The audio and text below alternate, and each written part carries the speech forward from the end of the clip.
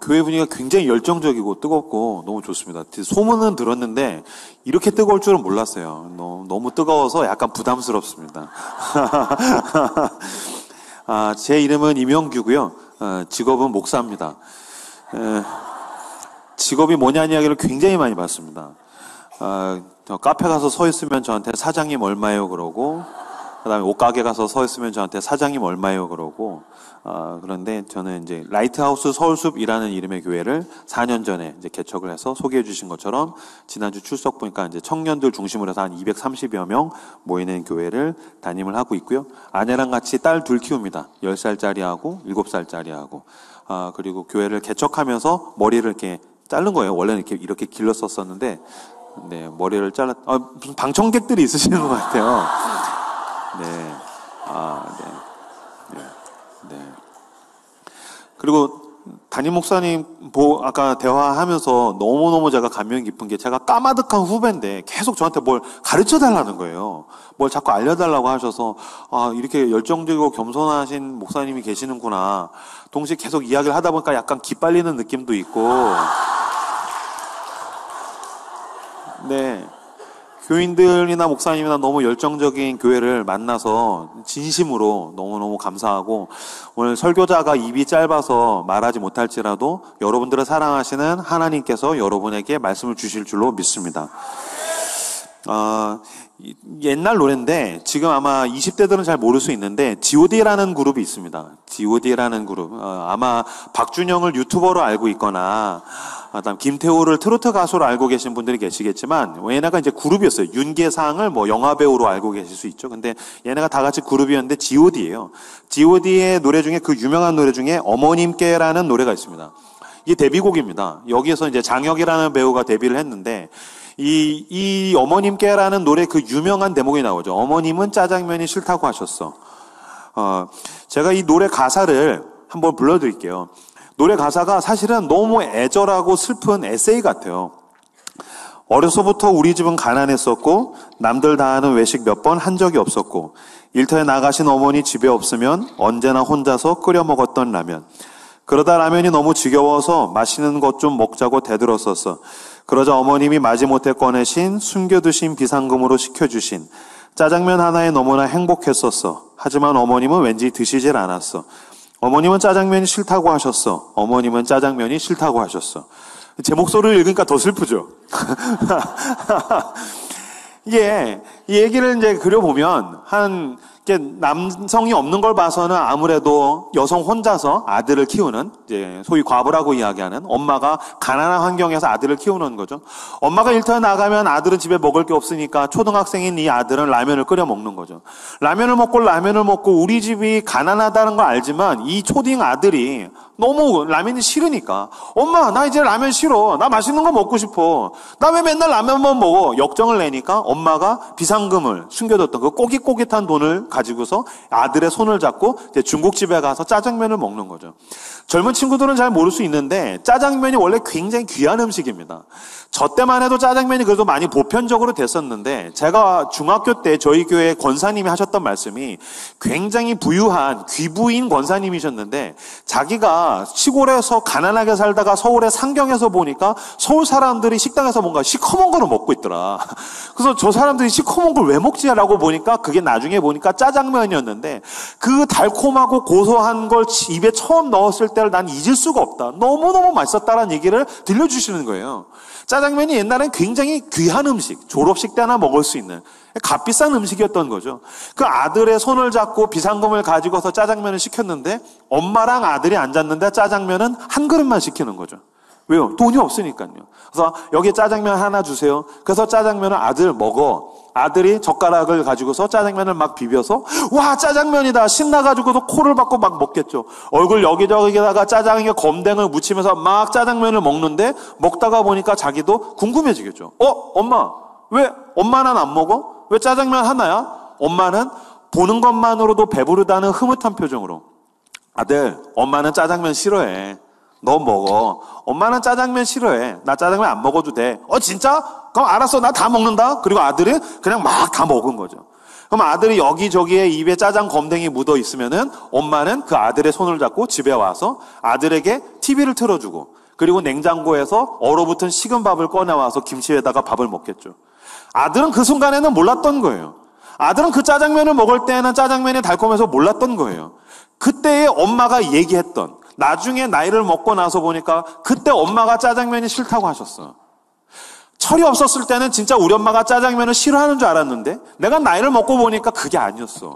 우리 엄마가 나를 사랑하셨어 라는 그 철부지가 철이 들면서 엄마의 사랑을 깨닫게 된다라고 했었을 때 이 어머니는 짜장면이 싫다고 하셨어 라는 말이 주는 그 시간의 흐름에 따른 우리의 인생을 그대로 이야기해 준다라고 볼 수 있을 것입니다.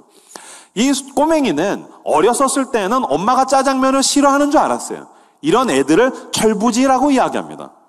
만약에 이 노래를 듣고 어머님은 짜장면이 싫다고 하셨어라는 그 가사를 보면서 아, 그 엄마는 짜장면 싫어하는구나. 그 엄마는 짬뽕 좋아하는구나. 누군가가 만약에 여러분 가운데도 그런 생각을 하고 있다면 당신은 철부지인 것입니다. 그렇죠? 철에 들어가면 엄마의 이야기, 아빠의 이야기 뒤에 숨어있는 그 속뜻을 읽어내기 시작하죠. 먼저는 이제 남자 형제들은 결혼하면 아내의 속뜻을 읽어내는데 한 10년 걸립니다. 그죠? 맘대로 해. 절대로 맘대로 하면 안 됩니다. 알아서 해. 알아서 하면 안 됩니다. 알아서 해라는 것은 내 뜻을 알아서 해라라는 뜻이죠. 그죠? 절대로 알아서 하면 절대 안 됩니다. 그 이제 결혼을 하면은 남편이 철 들어가면서 부인의 속뜻을 읽어가기 시작하고 아이를 낳고 점점점 나이를 들어가면서 철이 들면은 아, 이게 우리 엄마가 얘기했던 게 이런 뜻이구나. 저도 나이 들고 보니까 우리 엄마는 늘 평생을 우리 엄마가 꽃을 싫어하는 줄 알았어요. 엄마는 꽃 싫어해. 엄마는 꽃 싫어해. 그럼 이제 저희 아내가 여보 어머니 꽃 사다 드려야지. 우리 엄마는 꽃 싫어해. 아니요, 좋아하시더라고요. 철 드는 거죠. 그러니까 철이 들지 않았었을 때에는 몰랐던 것을 철 들면 알게 되는 것입니다. 제가 사전으로 철이 없다라는 말을 찾아보니까 사리 분별을 못하고 판단력이 없다. 철부지. 철부지는 철이 없다라는 뜻인데, 아이고 이 철부지야. 넌 철이 안 들었다. 나도 내 스스로 내가 철이 안 들었네. 사리 분별을 못하고 판단력이 없을 때 철부지라고 이야기합니다. 성경에는 그 유명한 철부지 한 명이 등장하게 됩니다. 제가 지금 철부지에 대한 이야기로 설교를 출발하는 것은 오늘 성경에 나오는 그 유명한 철부지를 소개하기 위함입니다. 그의 이름은 바로 요셉입니다. 요셉. 사람들은 요셉 그러면 꿈꾸는 요셉, 나중에 꿈이 이루어진 요셉, 총리가 된 요셉만 생각해요? 아니죠. 요셉의 출발을 보면 그는 대단한 철부지입니다. 그리고 얘는 정말 눈치가 없어도 더럽게 없는 애입니다. 무엇보다 우선 요셉에 대해서 설명을 드리자면, 근데 요셉이 좀 환경을 이해를 해줘야 될 게, 요셉은 굉장히 힘들고 고통스러운 환경에서 태어나서 자랐습니다. 우리는 성경을 너무 쉽게 남 이야기로 보니까 성경에 있는 사람들은 그냥 아무렇지도 않게 살아간 것 같고 내 인생만 고통받는 것 같고 취업이 안 되는 내 인생만 힘든 것 같고 결혼이 안 되는 내 인생만 힘든 것 같고 자식과 남편과 배우자가 속썩이는 내 인생만 힘든 것 같고 주식이 떡락하고 부동산이 올라가니까 내 인생만 힘든 것 같고 노년이 준비 안 되는 내 인생만 힘든 것 같지만 여러분 성경에도 못지않게 아니면 더 힘든 사람들이 굉장히 많습니다. 특히 요셉 같은 경우는 굉장히 불우한 어린 시절을 자랐다고 볼 수도 있을 거예요. 왜냐하면 요셉은 여러분 엄마가 몇 명입니까? 엄마가 4명입니다. 요셉은 엄마가 4명이에요. 저는 청소년 사역자 출신입니다. 저희 교회는 대부분의 교회는 그리스도의 양이 가득히 있으며 저희 교회는 그리스도의 양 아침만 100명이었었어요. 그럼 뭐 베라벨 놈들이 나와요. 그럼 막 빨간 머리, 노란 머리, 파란 머리 막 다 오고요. 문신도 이렇게 글씨, 이렇게 레터링이라 해서 글씨 새겨진 건 애교죠. 여름이 되면 앞에는 호랑이, 뒤에는 용인데, 남자애가 앞에 호랑이 문신이 있는데 그 그물로 된 시스루 티를 입고 옵니다. 그럼 제가 설교하고 있으면 저쪽에 호랑이가 그물에 걸려서 하고 있어요. 그리고 이제 막 여자애들은 내가 설교하고 있으면 막 화장하고. 화장해요. 그럼 제가 설교를 좀 재미있게 하는 게 생존입니다. 설교가 재미없으면 애들이 집단적으로 화장하기 시작해요. 여기가 무슨 올리브영이야? 그럼 막 여자애들은 막 화장을 해요. 그래서 저희 교회에서는 이렇게 화장할 때 그 화장품 거울 보는 거는 오케이였어요. 너도 살고 나도 살아야 되니까. 공주 거울은 금지였었어요. 금자. 야, 공주 거울은 금자. 근데 어느 날 설교하고 있는데 여자 하나가 공주 거울을 꺼내서 화장을 하는 거예요. 그래서 내가, 야, 이 자식아! 공주 거울은 안 된다 그랬지! 제가 설교하다가, 야, 이 자식아, 안 된다 그랬지! 그랬더니 걔가 저한테 공주 거울을 딱 바꿔서 내밀면서 공격! 그랬었어요. 그래서, 거울을 볼 때 공격받는 느낌이 있는 거구나. 근데, 굉장히 힘든 생활을 하는 친구들, 청소년들 보면요, 여러분, 가정 환경이 힘든 애가 많습니다. 이게, 이혼 가정이라든지, 아니면은 이렇게 새엄마, 새아빠랑 배다른 형이랑 산다든지, 아버지나 이렇게 학대가 있다라든지, 저는 그런 친구들이랑 많이 지냈었습니다. 근데 제가 그때 요셉 설교를 그때 했었었는데, 저희 교회에서 그 누구도 요셉보다 불우한 어린 시절을 보낸 사람이 없었어요.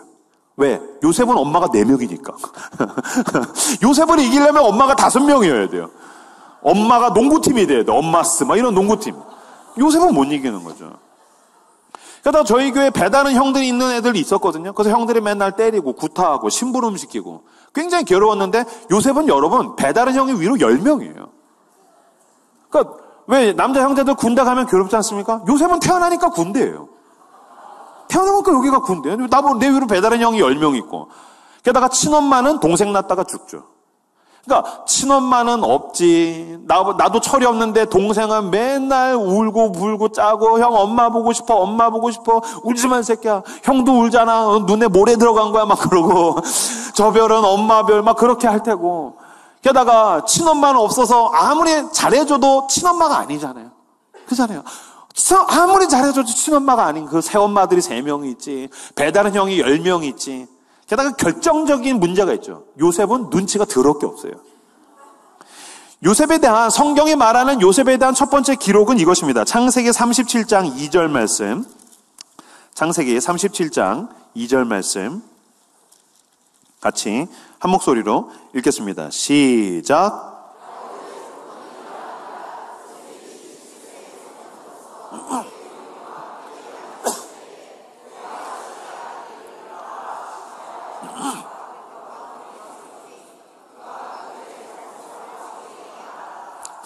아멘. 요셉에 대한 첫 번째 성경의 리포트는 이것입니다. 야곱의 족보는 이러하니라. 요셉이 17세였는데 그의 형들과 함께 양을 칠 때에 그의 아버지의 아내들 빌하와 실바의 아들들, 성경이 분명하게 구분했어요. 그냥 형들이 아니라는 거예요. 그의 아버지의 아내들, 친엄마가 아닌 새엄마의 아들들과 더불어 함께 있었는데 그가 그들의 잘못을 아버지에게 말하더라. 배다른 형들이 잘못했는데 그걸 아빠한테 가서 쪼르르 가서 아빠 형들이 이런 잘못을 했어요. 양 칠 때 양 팔아먹어가지고 그걸로 술 마셨어요. 형들이 양을 칠 때에 잠들었었어요. 그래가지고 늑대가 와가지고 몇 마리를 물어갔어요. 뭐예요? 고자질했다는 거예요. 그러니까 성경이 요셉에 대한 첫 번째 기록, 성경이 말하는 요셉에 대한 첫 번째 기록은 그는 고자질쟁이였다. 그는 고자질한 사람이었다. 배다른 형을 고자질할 정도면 17살, 고1인데 이 정도로 눈치 없으면 심각합니다. 아니, 중1이 아니에요. 초등학교 4학년이 아니라고요. 고1인데 이 정도로 눈치 없으면 진짜 쉽지 않죠. 그런데 유명한 사건이 일어나죠. 뭐냐면은 바로 그 바야흐로 유명한 그 꿈 사건. 형들한테 가가지고 꿈을 이야기한 사건이 나옵니다. 자, 창세기 37장 6절 말씀. 창세기 37장 6절 말씀 같이 읽겠습니다. 시작.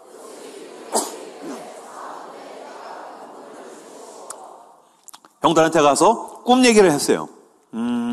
저는 친동생이 하나 있습니다. 남동생이에요. 지금 목사입니다. 남동생이요. 우리 형제는 진짜 우애가 좋았어요. 물론 성장 과정에서 치고받고 싸웠겠지만 모든 형제가 그렇다듯이. 근데 저희 형제는 굉장히 우정이 돈독하고 지금도 친구처럼 형제처럼 너무너무 사랑하는 동생이에요. 나는 세상에서 가장 사랑하는 내 동생이지만 여러분 내가 고백하건대 난 단 한 번도 내 동생의 꿈이 궁금했던 적이 없어요.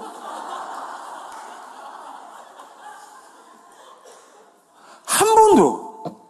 단 한 번도 난 내 동생이 형 나 꿈 꿨어. 꺼져. 형 나 꿈 꿨다고. 개꿈이야. 내가 만약에 학창시절에 형 나 꿈 꿨어. 형 게임하는 거 안 보여? 지금 이거보다 네 꿈이 중요해? 꺼져. 개꿈이야. 그죠? 근데 지금 뭐라 그래요? 요셉이 그들에게 이르건대 청하건대 내가 꾼 꿈을 들으시오. 내가 꾼 꿈을 들으시오. 형들은 꺼지시오 라고 해야죠. 근데 형들이 이 꿈을 다 들어줬어요. 좋은 형들입니다. 그죠? 근데 그 꿈 내용이 가관이죠. 알았어. 얘기해. 야, 얘 눈치 없는 애잖아. 안 들어주면 또 가서 고자질한다. 들어주자. 무슨 꿈이니? 그랬더니, 형들이 다 나한테 절했어. 내가 꿈을 꿨는데 형들이 다 나한테 절했어. 이거는 때려달라는 뜻이에요. 형, 내가 온몸이 근질거린다. 날 때려달라. 그러잖아요. 게다가 이 꿈에서 뭐라고 하냐면은 형들과 아버지와 형들의 어머니까지 다 나한테 절했어. 그죠? 엄마 건드는 건 반칙이에요. 근데 형들의 엄마들도 그 엄마끼리의 그 묘한 권력 게임이 있지 않았겠어요? 엄마가 3명이니까 그 권력 다툼이 있었을 텐데 그 엄마들이 일제히 이 철부지 요셉한테 절했다라는 얘기를 막 하니까 엄마 건드는 건 반칙이지. 얘 얼마나 때리고 싶겠어요. 너무너무 꼴보기 싫었을 것 같아요. 요셉이 그 정도로 철부졌었어요. 우리들은 요셉이 꿈을 꿨다는 꿈 내용, 그리고 나중에 그 꿈이 이루어졌어라만 생각해서 그 꿈을 듣는 사람들에 대한 생각을 잘 하지 않는데요, 여러분. 저 같아서 그 꿈 얘기하고 있으면은 만약에 우리 성도가 그런 꿈 얘기하고 다니면 야, 너 좀 눈치 좀 있어라. 너 왜 이렇게 눈치가 없냐? 야, 네 앞에서 지금 표정 썩어가는 거 안 보이냐? 야, 어떻게 사람들이 너한테 절했다는 얘기 그냥 혼자만 간직해. 그냥 기도해. 그 얘기를 당사자한테 할 필요가 뭐가 있어. 그리고 엄마 건드는 건 너 반칙이야. 저라면 그렇게 얘기했을 것 같아요. 근데 요셉은 형들이 나한테 절했고 형들의 엄마들이 다 절했고 아빠도 절했고 형들의 표정이 막 일그러져 가고 있는데도 자기 꿈 얘기를 다 했어요. 무슨 얘기입니까? 이 철부지는 내 앞에 있는 사람의 표정이 보이지가 않는 거예요. 이 철부지는 자기의 꿈에만 사로잡혀 있어서 내 앞에 있는 사람의 표정에 어두움이 보이지가 않는 거예요. 내 앞에 있는 사람의 질투가 보이지 않는 거예요. 내 앞에 있는 사람의 괴로움이 보이지가 않는 거예요. 뭐만 보여? 자기 꿈만 보이는 거예요. 나 꿈 꿨어. 니들은 다 나한테 절했어. 아무것도 보이지 않아요. 눈 아래에 사람이 보이지 않는다라는 말을 사자성어로 안하무인이라고 이야기합니다. 야, 넌 배는 게 없냐? 야, 저 사람은 저 배는 게 없어. 저 사람 저거 요새 돈 좀 벌더니 배는 게 없어. 저 사람이 일이 좀 풀리더니 저 배는 게 없어. 저 사람이 뭐 자식이 좀 잘 된다더니 저 배는 게 없나 봐. 근데 말을 재밌게 하죠. 눈에 사람이 안 보인다라는 거예요. 안하무인. 그 눈에 다른 사람이 보이지 않는다. 철부지였던 요셉은 어떤 사람이었었어요? 그는 안하무인이었었어요. 여러분, 철이 없는 사람은 다른 사람이 보이지 않습니다. 어머님은 짜장면이 싫다고 하셨어. 맛있는 짜장면을 먹고 있는 나만 보여요. 철부지는 나만 보여요. 잘 될 때에는 잘 되는 나만 보여요. 난 잘 되니까 괜찮아. 잘 되는 나만 보여요. 반대로 고통스러울 땐 고통받는 나만 보여요. 나는 힘들어. 나 힘드니까 다 필요 없어. 성경은 뭐라고 얘기합니까? 웃는 자와 함께 웃고 우는 자와 함께 울라. 여기서 웃는 자와 함께 웃고 우는 자와 함께 울라는 말을 우리가 너무 쉽게 이야기하지만 웃는 자가 누군가가 웃고 있을 때 나는 웃을 기분이 아니에요. 근데 저 사람에게 좋은 일이 있구나. 나에게 슬픔과 고통이 있는 건 나도 힘들지만 내가 어쨌든 이 믿음을 끌어모아서 기운을 내서 저 사람의 기쁨에 함께 동참하고 싶다. 축하드립니다. 당신이 잘 돼서 나도 좋습니다. 그 사람은 나만 보이는 게 아니라 누군가의 슬픔과 기쁨이 보이는 사람인 거죠. 내가 너무너무 잘 됐는데 누군가가 슬퍼하니까 내 기쁨을 접어두고 그 사람의 슬픔에 동참하는 사람, 그 사람의 이름들을 그리스도인이라고 이야기할 것입니다. 그런데 철부지는 자기 욕망, 자기 고통, 자기 기쁨, 자기 꿈, 자기만 보여서 다른 사람이 보이지 않는 사람, 이 사람을 철부지라고 이야기한다는 것입니다. 요셉은 형들이 보이지 않았기 때문에 최종적으로 어떻게 합니까? 색동옷을 입고 형들한테 가는 거죠. 야, 내가 봤을 때 어떻게 이렇게까지 눈치가 없지? 근데 이게 보니까 유전입니다. 아버지가 문제야, 아버지가. 색동옷을 사주려면 다 사주든지 아니면 다 사주지 말든지. 저도 딸 둘 키우거든요. 그러면 애 뭐 하나만 사주면 큰일 납니다. 아시죠? 애 둘이에요, 셋이에요. 그러면 한 놈만 사주면 큰일 나요. 근데 친형제들도 그게 안 되는데 사주라면 똑같이 사주든지 안 사주려면 둘 다 안 사주든지. 근데 한 놈만 사주면 이거 안 돼요. 근데 여러분, 배다른 형이 10명 있는데 11번 넘버 11인 요셉한테 색동옷을 사줬다는 것은 자, 얘를 추격해라라는 뜻이잖아요. 얘를 타겟으로 삼아서 공격해라. 눈에 잘 띄지 막 이런 거잖아요. 그럼 아버지가 나를 애틋하게 생각해서 엄마에 대한 그리움으로 나를 사줬다고 치면 몰래 이렇게 장롱에 숨겨놨다가 어디 소개팅 갈 때 있든지 꼬깃꼬깃 넣었다가 들키면 형 그거 내 거 아니야 뭐 이게 눈치인데, 근데 그걸 입고 형들한테 가는 거예요. 형들한테 갔는데 막 다 거적대기 입고 있는데 거기서 또 막 지 자랑을 막 했겠죠. 그러니까 얼마나 짜증났겠어요. 그러니까 눈치가 너무너무 없는 거죠. 눈치가 아무리 없다고 해도 이 철부지였던 요셉에게 닥친 일은 고통으로서는 너무 가혹한 일을 당하게 됩니다. 그죠? 제가 봤었을 때 이 정도 눈치 없다 그러면은 이렇게 남자들의 사회에서는 조용한 데 끌고 가서 몇 대 때리는 정도면은 좀 서로 좋을 것 같아요. 나도 좀 마음이 풀리고 얘도 뭐 그 정도면은 되고. 근데 어떻게 했습니까? 처음에 죽이려고 그랬죠. 구덩이를 파놓고서 거기다가 묻어서 죽이려고 그랬었어요. 우리가 요셉의 고통 그러면 남일이라고 생각하니까 아무렇지 않게 느끼는데, 구덩이를 파고서 거기다 요셉을 넣고 덮어서 죽이려고 했다는 거를 한번 생각을 해보세요. 저는 요새 저희 교인들한테 옛날에는 설교할 때 여러분 성경을 문학적 상상력을 가지고 읽으십시오라는 얘기를 많이 했었는데, 최근에는 넷플릭스적 상상력을 가지고 보십시오라는 얘기 많이 해요. 여러분들 다 넷플릭스 세대 아닙니까? 그죠? 연진아 나 너무 신나 뭐 그 시대잖아요. 그죠? 여러분 성경을 넷플릭스적 상상력을 가지고 보시길 주님의 이름으로 축원합니다. 유튜브적 상상력, 넷플릭스적 상상력, 영화적 상상력이요. 구덩이에다가 요셉을 넣고 죽이려고 했다는 걸 영화적 장르로 보면 이거는 느와르죠. 느와르. 그죠? 왜 느와르에 보면 이렇게 조폭들끼리 구덩이 하나 파고서 이병헌 집어넣고서 막 비 오고 있는데 막 두드려 패가지고 온몸이 막 피범벅 돼 있으면은 막 살려줘 빌고 있고, 막 위에서는 막 험한 얘기를 막 하잖아요. 야 빨리 묻어 임마, 하루 종일 할 거야, 너 조용히 안 해 죽여버릴까. 너무 생생한가요? 근데 남자들 10명에서 그 위에서 얼마나 거짓말 했겠어. 너 조용히 안 해? 너 새끼는 뭐 꿈 타령하든 너 좋다. 두드러 패서 옷은 다 찢어져 있고 여기저기 두드러 맞아서 피범벅 돼 있고 막 빌고. 게다가 여러분 그 어렸었을 때 이렇게 깡패들한테 삥 뜯겨 보신 분들은 알 거예요. 돈이 빼앗기고 물리적인 공격을 맞는 것보다 더 무서운 건 뭐냐면 나를 공격하려는 그 사람의 살기입니다. 그 사람의 어떤 어둡고 폭력적인 기운이 진짜 무서워요. 그렇죠? 근데 나를 진짜 죽이겠다고 결정한 10명이 위에서 험담을 막 쏟아내고 있고 나는 절체절명의 목숨이 왔다 갔다 하는 위기 가운데 있어요. 근데 막 빌고 있어요. 제가 봤을 때 형 살려줘. 내가 잘못해서 형 살려줘. 이 정도의 트라우마는 평생 간다고 봐야 돼요. 이 정도의 트라우마는 평생 가는 거예요. 제가 교통사고를 좀 많이 당했는데 3번 당했습니다. 마지막으로 당했던 사고는 온 가족이 탔었는데 차가 전복됐었어요. 그 한 1초 될까? 2, 3초? 그 쾅쾅 굴러갈 때 유리가 깨지고 굉음과 어머니의 비명과 그 압도적인 공포, 그게 가위 눌리듯이 트라우마가 몸에서만 1년 있었어요. 버스 타면 가위 눌렸었어요. 1년 동안. 근데 제가 그 경험이 있다가 보니까 왜 뭐 자라보고 놀란 가슴 소뚜껑 보고 놀란다고, 이 정도의 요셉의 트라우마면요, 이거는 평생 가요. 요셉이 총리예요. 왕궁에서 자요. 부인이랑 아리따운 부인과 함께 화려한 왕궁에서 자다가 꿈에서 악몽, 막 우하하 하면서 어두운 얼굴들이 나를 비웃고 있고 죽이려고 하고, 그 막 온몸이 옥죄한 것 같다 으아 하고 깨면은 왕궁, 여보 왜 그래요? 아니야 괜찮아, 물 줘. 물 마시고. 요셉은 거의 이 정도의 트라우마는 평생 간다고 봐야 돼요. 게다가 어쨌든 그 죽을 뻔 하다가 꺼내서 노예로 팔려가죠. 여러분, 우리가 여기 청년들 계시지만 우리가 아무리 뭐 월급의 노예, 뭐 내가 회사의 노예, 거기에 갇힌 감옥라고 이야기하지만 우린 진짜 노예는 아니잖아요. 우린 진짜 감옥에 갇혀 있지는 않잖아요. 요셉은 이 두 가지를 다 했어요. 그는 정말 진짜 고대 사회 때 노예로 팔려갔어요.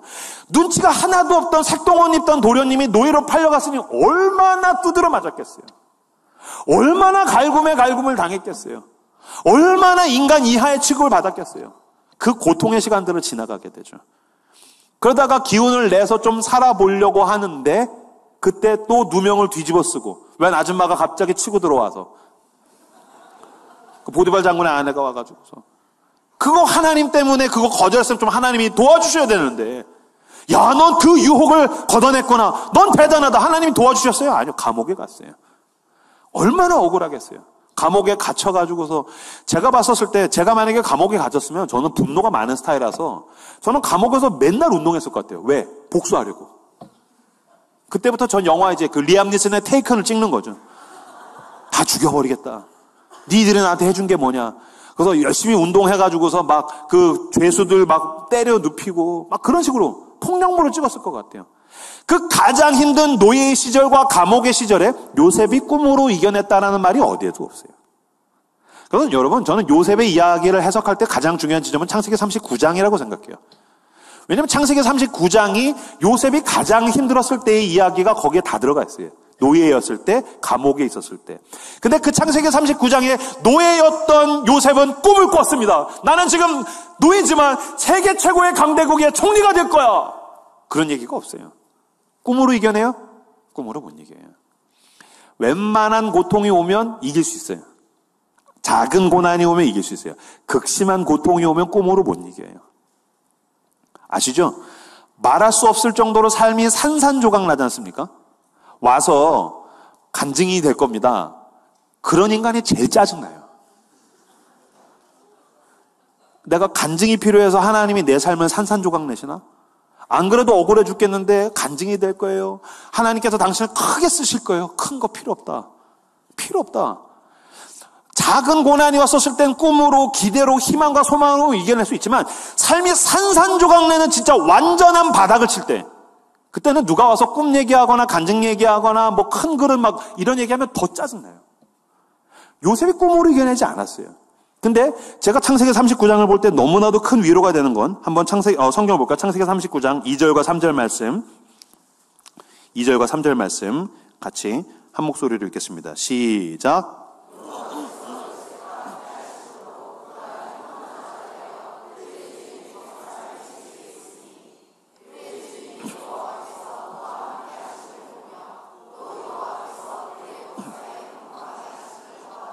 아멘. 창세기 39장 20절에서 23절도 같이 읽겠습니다. 시작.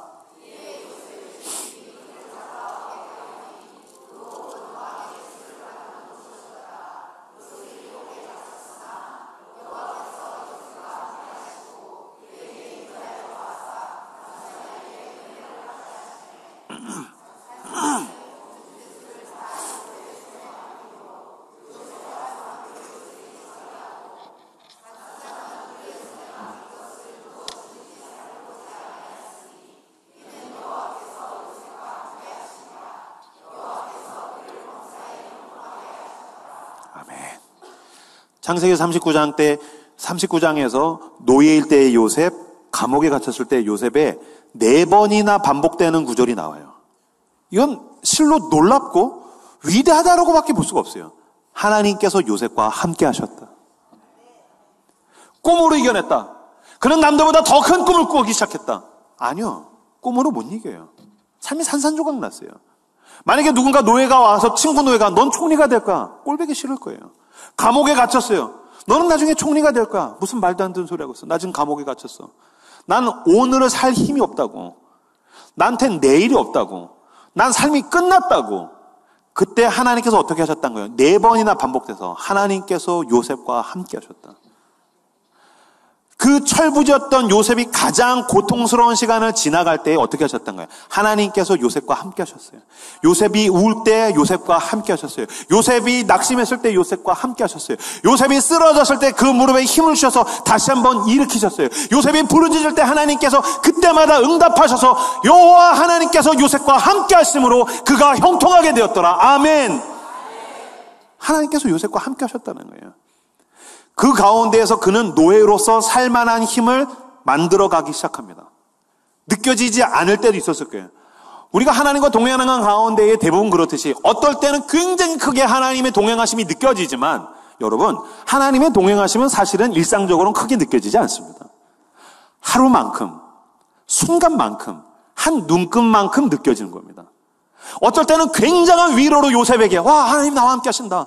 괜찮아. 난 노예지만 자살하지 않을 거야. 난 여기서 내 인생이 끝나지 않을 걸 믿어. 내 아버지의 하나님, 내 할아버지의 하나님이 나를 지키실 줄로 믿어. 막 느껴지고 담대한 용기가 막 용솟음 칠 때도 있었지만 어떨 땐 느껴지는 게 없는 거예요. 여러분, 당신의 느낌과 상관없이 하나님은 당신과 함께 하십니다. 하나님이 함께 하세요. 제가 이거를 경험한 적이 있어요. 청년들한테 추천을 드리면 서울에 오시면 북천역 경복궁 쪽에 어둠 속의 대화라는 그 체험 전시가 있습니다. 어둠 속의 대화. 청년들 자 적으세요. 어둠 속의 대화. 이거를 꼭 가세요. 4만 원으로 할 수 있는 최고의 경험. 4만 원으로 2시간 동안 할 수 있는 최고의 경험을 꼽으라고 한다면 저는 어둠 속의 대화를 추천할 거예요. 이건 뭐냐면요. 완전한 어둠에 들어가요. 완전한 어둠. 여기저기 영화에서도 그런 게 나오는데 아마 여러분들도 이렇게 내가 어디 탄광에 갔다가 갱도에 갇히지 않는 한 빛이 한 줄기도 없는 완전한 어둠을 경험해 보신 적이 거의 없으실 겁니다. 근데 이건 그걸 경험하는 거예요. 사실은 이게 시각장애인 체험을 위해서 만들어진 프로그램이에요. 그러면 들어가서 거기에서 아무것도 없는데 지팡이 하나 의지해가지고서 빛이 하나도 안 보이는데 들어가가지고서 길을 가고 다리도 건너고 보트, 배도 타고 물도 맞고 음식도 막 먹고 뭐도 막 시장에 가서 물건들도 만지고 한옥집에 가서 평상에도 앉아있고 카페에 가가지고서 차도 마시고 막 이런 체험을 해요. 2시간이거든요. 특히 청년들 이거 제가 왜 추천하냐면요. 들어갈 땐 남남인데 나올 땐 커플로 나와요. 할렐루야. 알았지? 알았지? 알았어? 왜냐면 어두우니까 서로 얼마나 의지하는지 몰라요. 복음이죠. 근데 제가 이거 제 아내랑 갔었어요. 제 아내랑 추천받아가지고 아내랑 갔는데 저랑 제 아내 그리고 갔더니 한 6명 정도가 이제 같이 한 팀이 돼서 들어갔어요. 들어가고 자 커튼을 걷고서 들어가세요 지팡이 하나 들고서 가고 간 다음에 커튼을 딱 치면은 완전한 어둠이에요. 완전한 어둠이 오면요 그냥 시각만 차단됐을 뿐인데 그대로 저는 자리에서 얼어버려요. 저는 의심이 굉장히 많은 스타일입니다. 저는 뭐든지 이렇게 좀 따지는 스타일이고 의심이 많고 저는 좀 논리적인 스타일이고요. 제 아내는 굉장히 이렇게 직관적이에요. 용기 있어요. 그래서 막 어두운데 막 가는 거예요. 근데 문제는 뭐냐면 제가 제일 맨 뒤에 있었거든요. 그래서 제 아내 어깨를 잡고 있는데 아내가 성큼성큼 가니까 이거 놓쳐버려요. 그럼 아내 어깨 놓치고 그 자리에서 지팡이 들고 얼어버리면 가만히 있으면 어떻게 되지? 진짜 여기에 사람이 6명이 있어요. 근데 아무도 없는 것 같아요. 그냥 시각만 차단됐는데 세상에 아무것도 없는 것 같고 나만 혼자 내버려진 것 같아요. 그래서 가만히 있는데 다행인 건 뭐냐면은 그 2시간의 코스를 이 6명만 다니는 게 아니라 여기에는 누가 있냐면은 로드 마스터가 있어요. 그래서 로드 마스터. 자, 따라서 해주세요. 로드 마스터. 이 로드 마스터는 여기 안에서 한 3달을 지내면 뛰어다닐 수가 있대요. 예, 막 뛰어다닐 수가 있대요. 그래서 이 로드 마스터가 처음에 가면은 자, 저는 여러분들의 로드 마스터입니다. 제가 여러분들을 출발부터 마지막까지 안전하게 안내해 드리겠습니다. 저를 따라서 오십시오. 그래서 이제 막 가는데 문제는 전 제 아내 어깨를 잡고 가다가 아내 어깨를 놓쳤어요. 그래서 아무것도 없는 것 같아요. 그래서 얼어버려서 어떻게 되지? 가만히 있는데 저쪽에서 로드 마스터의 목소리가 들려요. 거기 맨 뒤에 있는 아저씨, 자, 일행분들 모두 멈추시고요. 앞으로 3걸음을 가세요. 하나, 둘, 셋. 왼쪽으로 1걸음 가세요. 하나, 둘.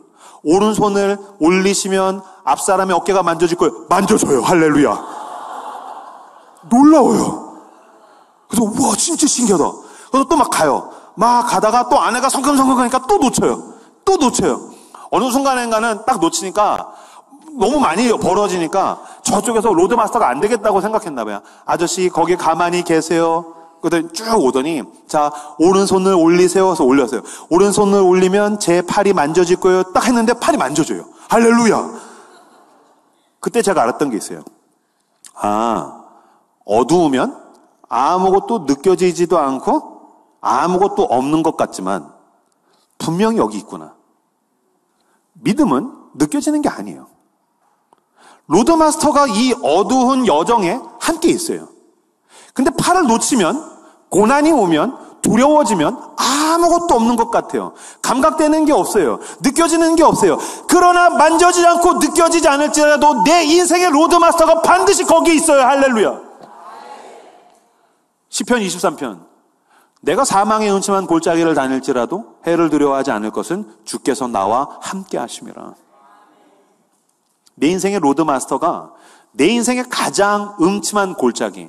여기서 말하는 그 음침한 골짜기가 영어로 the darkest valley예요. the darkest valley. 가장 어두운 골짜기. 철부지였던 요셉이 노예로 팔려갔을 때, 내가 그렇게 사랑했던 사람이 나한테 배신했을 때, 내가 가진 건강을 상실하게 되었을 때, 내가 너무너무 사랑하는 가족을 상실하게 되었을 때, 내 삶이 더 이상 어떠한 실마리도 잡을 수 없을 만큼 산산조각 나게 되었을 때, 예전에는 그렇게 은혜되던 말씀들이 나한테는 그 어떤 은혜도 되지 않을 때 느껴지지 않아요. 감각되지 않아요. 그러나 주께서 나와 함께 하심이라. 내 인생의 로드마스터가 거기에 계시는 줄로 믿습니다. 내 인생의 로드마스터가 거기에 계신 줄로 믿으십시오. 그 로드마스터가 저같이 의심 많은 사람, 그분이 그러더라고요. 아저씨 왜 이렇게 의심이 많아요? 아저씨 제발 좀 잘 따라오세요. 근데 그 로드마스터가 정확하게 나를 출구까지 데려다 놨어요. 당신을 사랑하셔서 우리가 아직 죄인 됐을 때에 우리를 구원하시기 위해서 십자가 위에서 그 아들을 내어주시고 아끼지 않고 그 아들을 내주신 분께서 모든 것을 당신에게 주신 줄로 믿습니다. 당신의 로드마스터가 당신을 출구까지 안내할 거예요. 우리 인생의 출구, 죽음이라는 그 죽음 너머의 그 영원한 하나님 나라라는 가장 좋은 출구까지 하나님께서 인도하실 것을 믿고, 지금 주님은 나와 함께 하신다. 나는 하나님을 믿는다. 어떻게 될지 나는 모른다.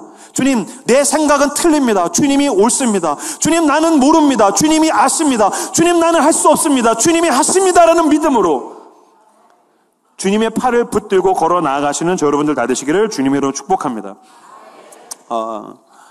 요셉이 그랬던 거예요. 하나님께서 요셉과 함께 하심으로 그 철부지가 경험하게 된 가장 고통스러운 시간을 하나님께서 함께 하십니다. 아빠도, 그 눈치 없었던 아빠도 함께 해주지 못하고, 새엄마들도 함께 해주지 못하고, 배다른 형들도 함께 해주지 못하고, 색동옷도 없고, 그 아무것도 없을 때에 하나님께서 함께 해주셔서 이 철부지의 노예 시절을 지나가게 되고, 이 철부지의 감옥 시절을 지나가게 되는 겁니다. 여러분, 저는 고통이 축복이라는 말 사실 별로 잘 하고 싶지는 않습니다. 왜냐면요, 고통이 오면 그 사람이 은혜의 길로 가나요? 아니요. 전 고통받아서 그냥 그 삶 자체가 삐뚤어지는 사람들 많이 봤어요.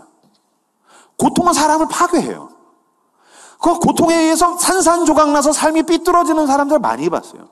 만약에 당신이 고통이 왔는데 하나님께 더 의지하고 하나님께 더 가까워지고 있다면 그것이야말로 놀라운 성령님의 인도하심인 줄로 믿습니다.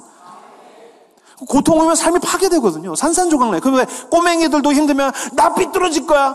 나 엄마 말 안 들을 거야. 막 그러잖아요. 고통은 삶을 파괴해요. 마찬가지로 고통만 그렇습니까? 아닙니다. 내 인생이 잘 풀리지 않습니까? 달콤함이 오잖아요. 달콤함이 오면 그 인생이 삐뚤어집니다. 제가 보니까요, 고통만 받으면 삶이 파괴되고요, 사랑만 받으면 철부지가 돼요. 근데 고통이라는 그릇에 그 사랑이 담겨질 때에 놀라운 하나님의 사람이 빚어지더라고요. 이 컵이죠. 제가 지금 물을 따라서 여기다 마시고 있습니다. 고통이라는 그릇을 하나님께서 준비하시는 거예요. 사랑을 그냥 부어주지 않으세요. 사랑을 그냥 부어주시면 형체가 없어요. 사랑을 하나님께서 그냥 부어주시면 이게 하나님의 사랑인지 내가 잘난 건지 우리는 알지 못해요. 하나님이 그냥 마냥 사랑을 부어주시면 이게 그냥 내가 잘나서 잘된 건지 운이 좋은 건지 어쩌다 보니까 당연한 건지, 말로는 교회에서 모든 것이 은혜, 당연한 것 하나도 없었어, 말이죠. 그거 그냥 말이에요. 립 서비스예요. 고통이 있을 때에 비로소 이 놀라운 사랑은 하나님이 주신 거구나. 고통이라는 그릇에 사랑이 부어질 때에 그 사람이 하나님의 사람으로 빚어지고 그 사람이 성숙해지고 무엇보다 주님이 원하시는 그리스도의 사람으로서 철들기 시작하는 거예요. 그 철이 없었던, 아버지한테 사랑만 받았던 철부지였던 요셉이 고통을 지나가고 고통 가운데 하나님이 함께 하시면서 하나님의 사랑이 노예일 때의 감옥에서 부어지니까 요셉에게 놀라운 일이 일어나기 시작합니다. 창세기 40장 6절에서 7절 말씀 보겠습니다. 창세기 40장 6절에서 7절 말씀 같이 한 목소리로 읽겠습니다. 시작.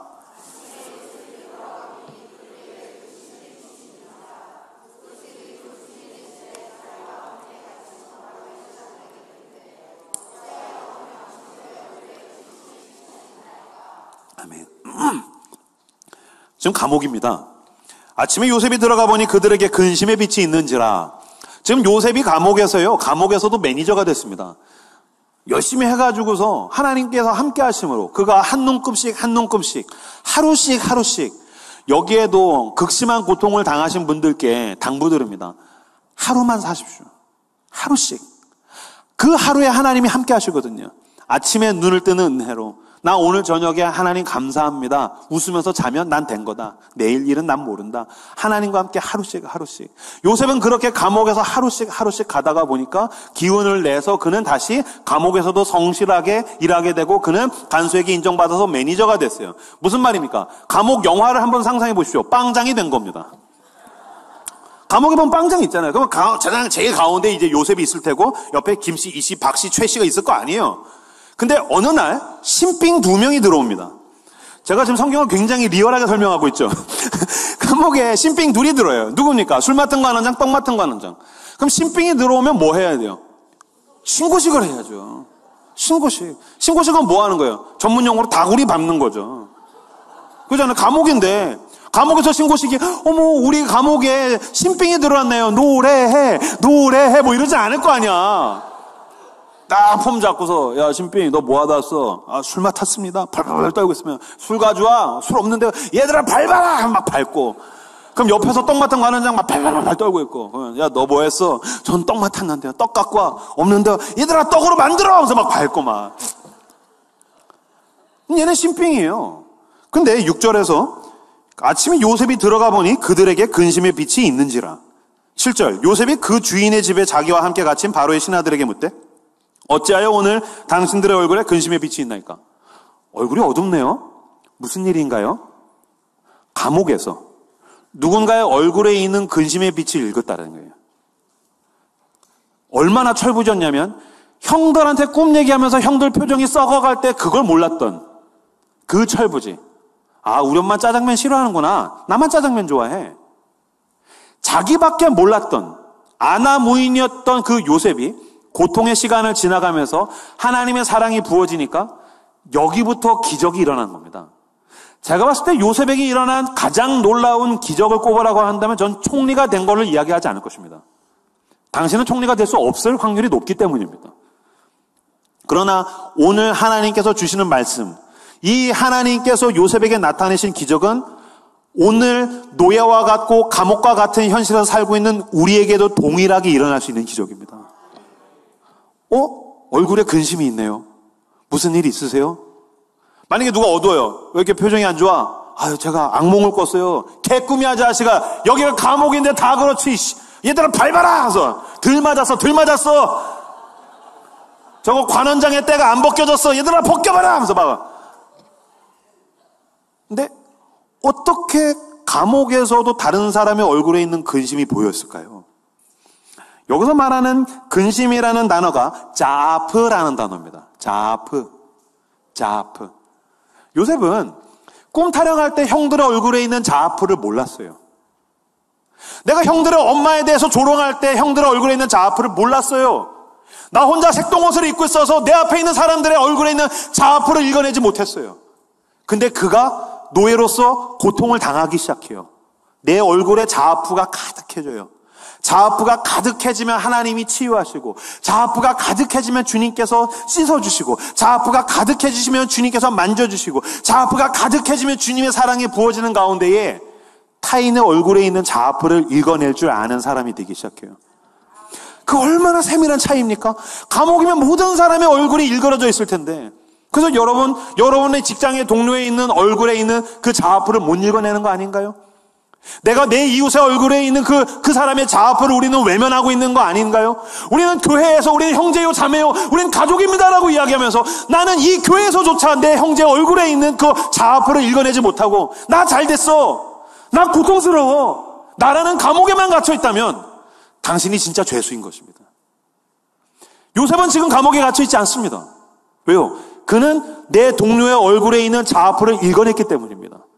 이때부터 하나님은 요셉에게 감옥 탈출 계획을 세우십니다. 나중에 요셉이 뭐가 되죠? 총리가 되죠. 꿈을 잘 커서 됐다고요? 아니에요. 하나님이 왜 요셉을 총리로 세우셨을까요? 요셉은 가장 고통받는 낮은 자리에 있는 사람의 자아프를 읽어낸다면 7년의 풍년을 가지고 굶어 죽는 수천 수만 명의 생명을 살릴 수 있을 거야. 창세기 50장 20절 한번 보시겠습니까? 창세기 50장 20절 말씀. 창세기 50장 20절 말씀 같이 읽겠습니다. 시작.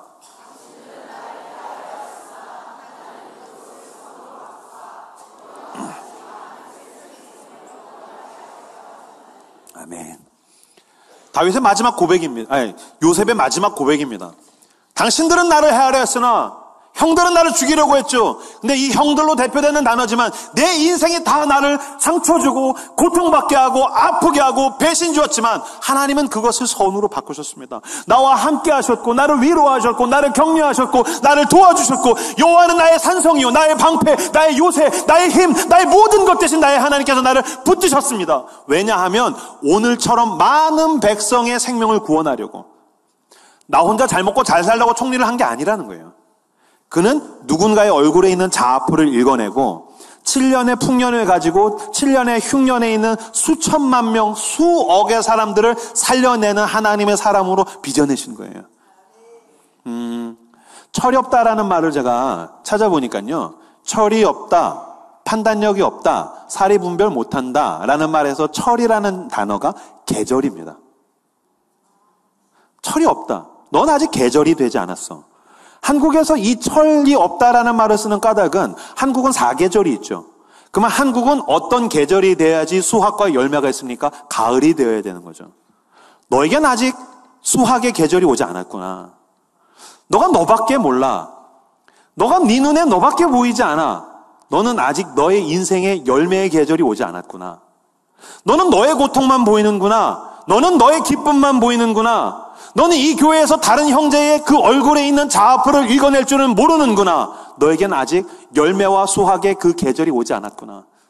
그러나 고통을 지나가고 하나님의 사랑이 담겨 있을 때에 내 인생에 그리스도의 계절이 옵니다.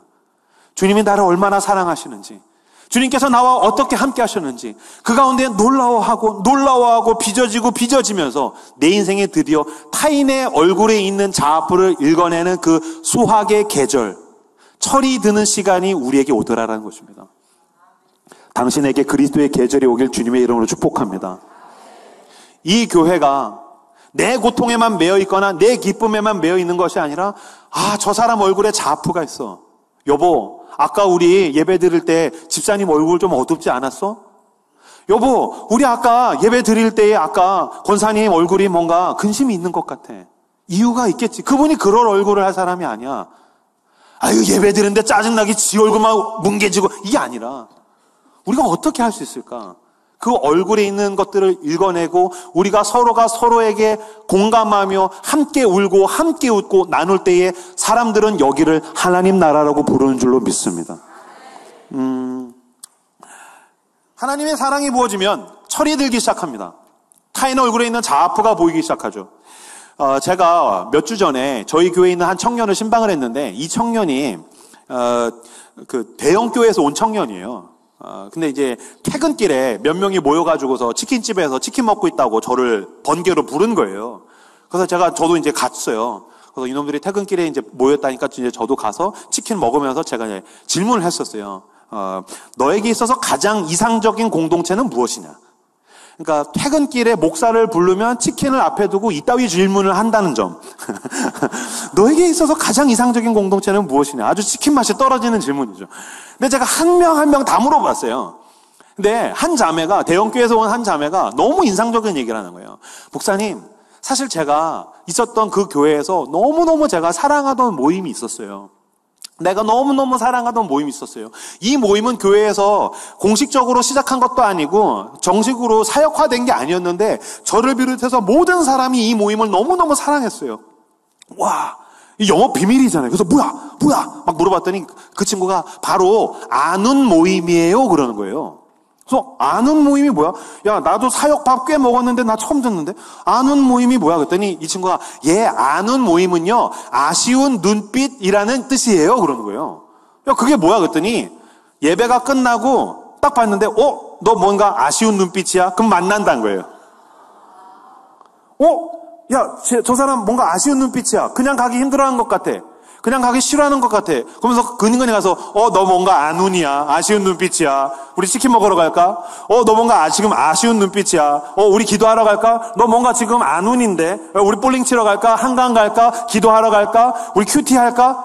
누군가의 안 운이 보이면 그냥 모인다라는 거예요.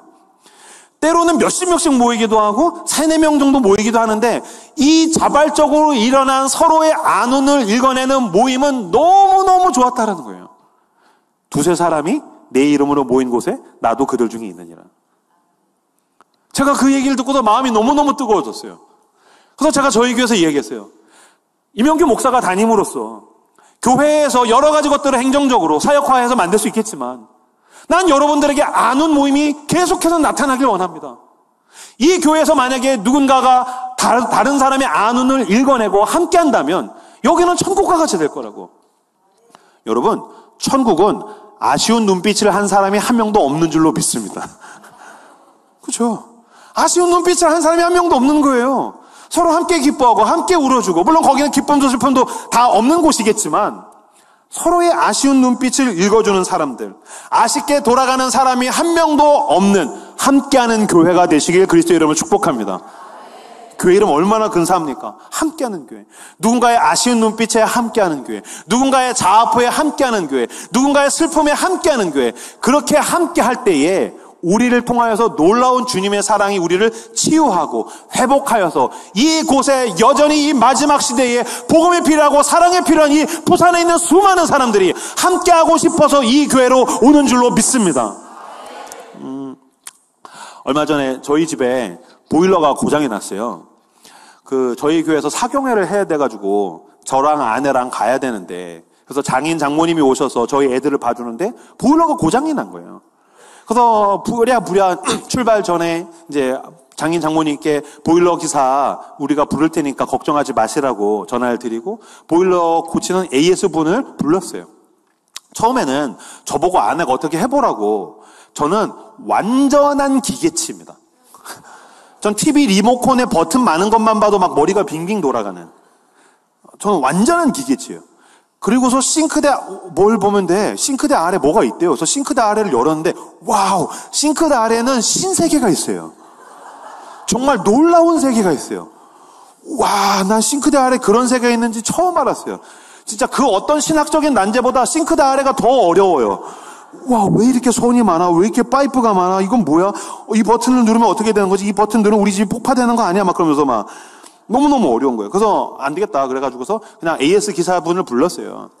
근데 이제 전화해서 제 아내가, 저희는 이제 운전해서 가고 있고 제 아내가 이제 전화를 해서 그분이 오셔서 고쳤는데 뚝딱뚝딱 했는데 이분이 되게 자신있게 이거 구동기가 고장났다. 이거 뭐 좀 퓨즈 고장나고 그런 건데 뭐 이렇게 하면 된다. 되게 호언장담을 하는 거예요. 그래서 예, 알겠습니다. 그럼 선생님만 저희가 그러면 믿고 맡기겠습니다. 그러고 나서 도착을 해서 집회 이제 준비를 하고 있는데 한 1시간쯤 지났는데 아내가 뭔가 표정이 어두워져서 전체 집회 들어가야 되는데 표정이 어두워져서 계속 통화를 하는 거예요. 표정이 어둡고 통화를 길게 할 때 제가 지금 아내를 외면하면 제가 매우 힘들어질 수 있겠다는 생각을 했어요. 그래서 어쨌든 가서 뭔가 함께하는 느낌이라도 줘야겠다. 그래서 여보 무슨 일이야? 그랬더니 하면서 그냥 잠깐만 그랬더니 이제 전화를 끊었는데 하는 말이 뭐냐면은 고치고 가자마자 또 고장났다는 거예요. 그래서 전화를 했더니 선생님 이게 또 고장났습니다. 그냥 우리는 이게 또 고장나는 게 이 책임을 전가해서 당신이 책임져라라는 게 아니고 고장났으니까 좀 봐주세요. 우리가 어떻게 할 수가 없으니까 고장났으니까 만약에 우리가 추가 비용이 더 필요하면 발생하면 낼 수도 있고 우리는 이런 거 너무 모르니까 그냥 도와주십사 하고 전화를 했는데 이분은 자기한테 책임을 전가하는 줄 알고 막 성질을 냈다라는 거예요. 그래서 통화하다가 아니 아저씨 그런 뜻이 아니고 추가 비용을 내도 되니까 책임을 전가하는 게 아니고 도와달라는 건데 왜 역경을 내세요? 그때 그제서야 머쓱한지 그게 아니고 그래서 근데 아저씨 화내신 건 사과하셔야죠. 난 그러면 난 못 가 하면서 또 막 성질을 막 내더래요. 그래서 전화를 끊었어요. 전화를 끊더니 저희가 보냈던 그 비용에서 재료비만 빼고서 환불을 입금을 해준 거예요. 제 아내한테. 그리고 이제 집회가 끝났어요. 그래서 이제 집회에 들어와서 이제 집회를 했는데, 저도 제 아내도 그 사경에서 너무너무 은혜를 받았어요. 너무너무 은혜를 받았어요. 오늘 이명규 목사가 부족했을지라도 이런 은혜를 많이 받는 오늘 저녁이 되시길 축복합니다. 은혜를 막 받았고, 둘이서 이제 운전하면서 막 가는데, 아내가 그런 얘기를 하는 거예요. 여보, 너무 은혜 받았지? 너무 좋았어. 회개했어. 다시 마음을 다잡았어. 하나님은 우리를 너무 사랑하셨어. 놀라운 것 같아. 막 그러다가 아내가, 그 보일러 기사, 우리가, 어쨌든 고장났고, 난 속상하긴 하고 나한테 화를 냈지만, 여보, 그 돈 다시 그분한테 돌려주려고 해. 그래서 제가, 왜? 그거 고장났잖아. 그럴 필요 없어. 그건 정당한 거야. 그랬더니, 아니야. 이렇게, 엄마 아빠한테, 장인어른한테 얘기 듣고 보니까 이것저것 고쳐주려고 열심히 낑낑거렸다라는 거예요. 애를 많이 썼더라고. 그래도 뭐 몇 시간 정도 애를 썼대. 그리고 내가 대화를 해보니까 그 전에도 자기한테 책임을 전가하려는 듯한 일을 많이 당했었던 것 같아. 그런 거에 대한 상처가 계속 쌓이다가 보니까 자라보고 놀란 가슴 소뚜껑 보고 놀란다고, 내가 통화를 하자마자 난 그런 의도가 아니었는데 많은 그 책임을 전가하고 손해를 보고 상처를 받다 보니까 내 말에 대해서 상처로 반응한 것 같더라고. 근데 내가 이렇게 돈을 받고 나면 이 아저씨의 상처는 더 깊어지겠지. 난 그걸 원하지 않아. 그래서 돈을 다시 돌려주려고 해. 저는 아주 근사한 여인과 살고 있습니다. 물론 돈을 진짜 돌려줬는지는 모르겠어요.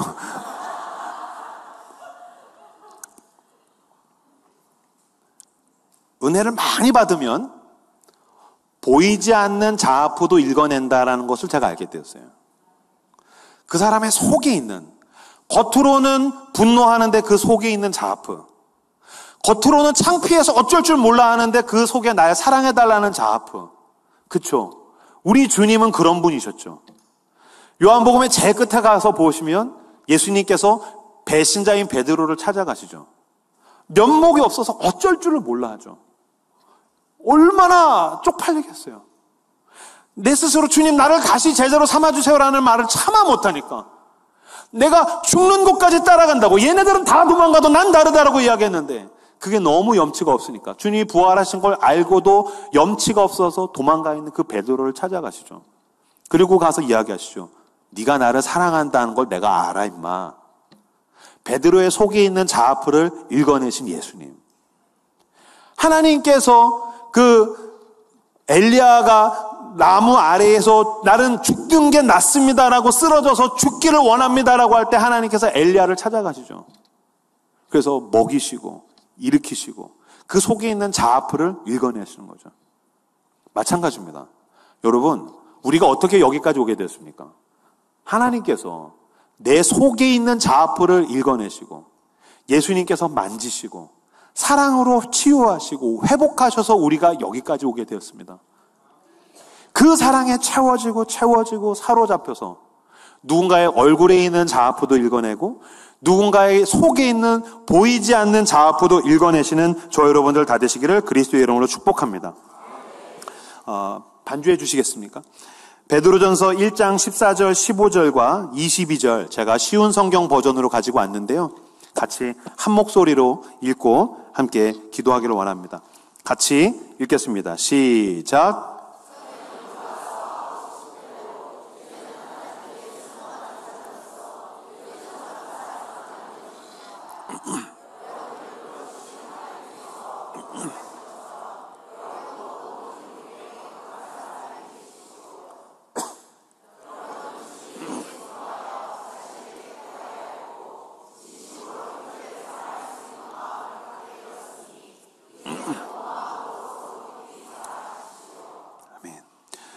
전에는 몰라서 하고 싶은 대로 악한 일을 저질렀지만 철부지라서 나밖에 보이지 않아서 잘 되면 잘 돼서 안 되면 안 돼서 나밖에 모른 채 철부지로 살았지만 이제는 하나님께 순종하는 자녀로서 예전처럼 살아서는 안 되는 것입니다. 여러분을 불러주신 하나님께서 거룩하신 것처럼 그 속에 숨어있는 자아프도 읽어내시고 사랑으로 우리를 연결하신 것처럼 여러분도 모든 행동에 거룩한 사람이 되십시오. 여러분은 진리에 순종하여 자신을 깨끗하게 하였고 진심으로 형제를 사랑할 수 있는 마음을 갖게 되었으니 이제는 온 마음으로 서로 깊이 사랑하십시오. 주님, 내가 하나님과 함께하는 가운데 내가 얼마나 아팠기 때문에 주님, 내가 저 아픔을 압니다. 주님, 내가 고통이 뭔지 압니다. 저 사람 얼굴에 있는 자아풀 주님, 내가 읽게 하여 주옵소서. 주님, 내가 슬픔을 압니다. 주님, 내가 상실을 압니다. 나라는 감옥에만 갇혀 있는 것이 아니라 진짜 감옥에 갇혀서도 그 누군가의 자아풀을 읽어낸 요셉처럼 자아라는 감옥으로부터 예수 그리스도의 십자가의 은혜로 해방되게 하여 주시고, 주님, 이제는 내가 성령의 충만한 가운데에서 누군가의 얼굴에 있는 자아풀을 읽어내는 예수님을 닮은 사람, 누군가의 속에 그 숨겨진 그 울음과 자아풀을 읽어내서 만져주고 위로하는 예수님을 닮은 사람 되게 하여 주시옵소서. 우리 교회 그런 교회 되게 하여 주시옵소서라고 오늘 우리에게 주신 말씀들을 붙들고 기도하며 하나님 앞에 나아가도록 하겠습니다. 기도하겠습니다.